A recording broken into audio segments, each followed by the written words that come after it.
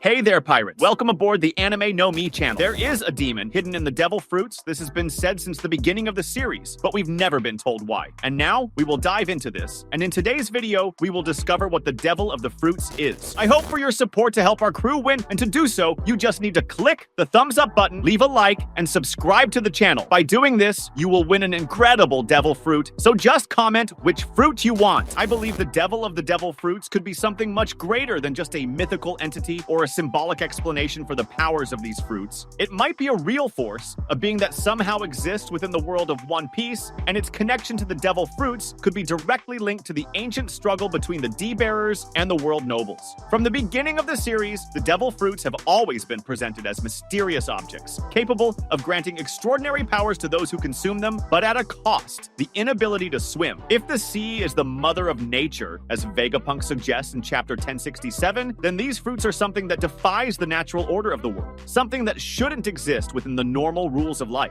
Maybe what we call the devil of the devil fruits isn't a physical being, but rather a manifestation of this transgression against nature, an entity that somehow spreads through the fruits and the users, altering their existences forever. But what if it's something even deeper? If each user of a devil fruit is somehow connected to this entity, what does that mean for the world? And more importantly, what does it mean for those who carry the D in their names? The so-called demons by the celestial dragons. The relationship between the devil fruits and the Gorosei themselves is something that could offer clues about what this demon really is. In chapter 1086, it was confirmed that the 5 elders have powers linked to yokai, creatures that, in Japanese culture, can be seen both as evil spirits and as guardians, or enigmatic beings that transcend human understanding. If the Gorosei, who represent the supreme power of the world government, possess these fruits, it could mean that these demonic abilities are somehow connected to the system that controls the world. But why would the world nobles, who call the bearers of the D demons, use the powers of these fruits themselves? Perhaps the devil fruits are a gift from the demon itself, or a form of ancient energy that was corrupted? If they truly represent different possibilities for human evolution, as Vegapunk mentions, then it could be that at some point in the world's history, these fruits were something pure, a manifestation of humanity's will to evolve. But something happened. Maybe the world government took this power for itself and altered it, turning it into a burden instead of a blessing. Who knows? The devil fruits might have originally been created by those who fought against the world nobles, the first D-bearers, but ended up being altered, condemning anyone who used them to be rejected by the sea. The idea that the fruits come from a demonic entity could also be linked to the concept of reincarnation. In chapter 1069, we see that when a devil fruit user loses their life, their power reappears in another nearby fruit. This means the essence of the fruit never disappears, it just changes form. This cycle of rebirth could indicate that there is a consciousness behind these abilities, something that is always trying to manifest in the physical world. What if this cycle is actually a mechanism created to ensure that this demon never disappears completely? If we take this into the context of the Gorosei and their yokai-based fruits, we could imagine that the entities they embody might be manifestations of this same demon, but used in a controlled way. While the normal devil fruits are scattered across the world and used by anyone who finds them, the fruits of the Gorosei seem to be something special, as if they are pure versions of this power, reserved only for those at the top of the world hierarchy. This could indicate that the world government not only knows what the devil fruits are, but has also found a way to master this force, turning something that could originally be a weapon against them into a tool for their own benefit. But what about the D-bearers?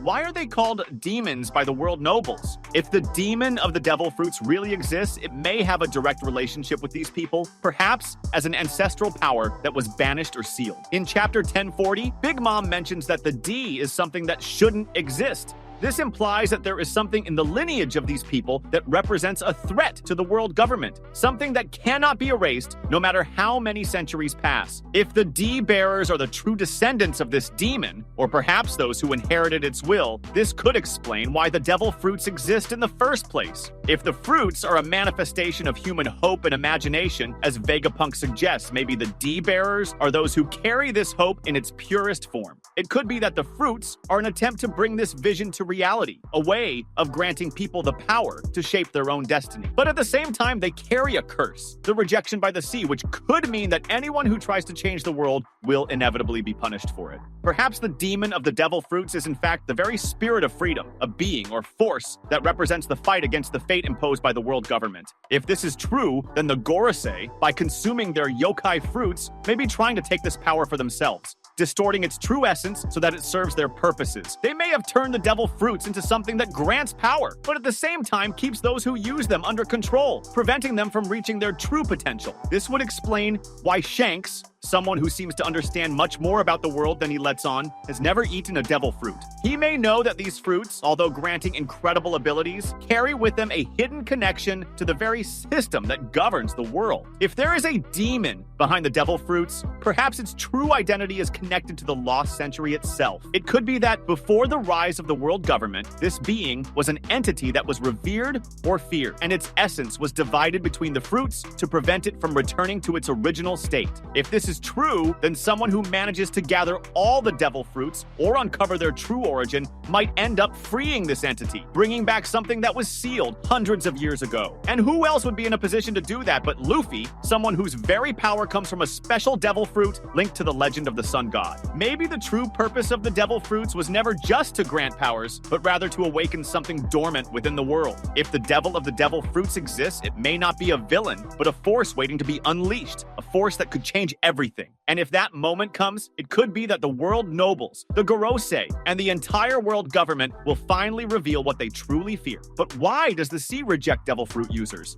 If the fruits were created as part of an experiment or a means of survival for an ancient civilization, the ocean might represent the natural force that combats them. The ancient civilization could have clashed with Poseidon or another ancient weapon, and the sea was programmed to cleanse this threat. This would not be an arbitrary weakness, but rather a defense mechanism of the planet against the power of the fruits. Another possibility is that the true devil of the devil fruits is still sealed somewhere, and the fruits are just remnants of its power. If this is true, then the person who manages to gather or understand the essence of these fruits may end up unleashing this entity, whether to restore it or destroy it once and for all. Luffy, who possesses the sun god Nika fruit, might be the key to this.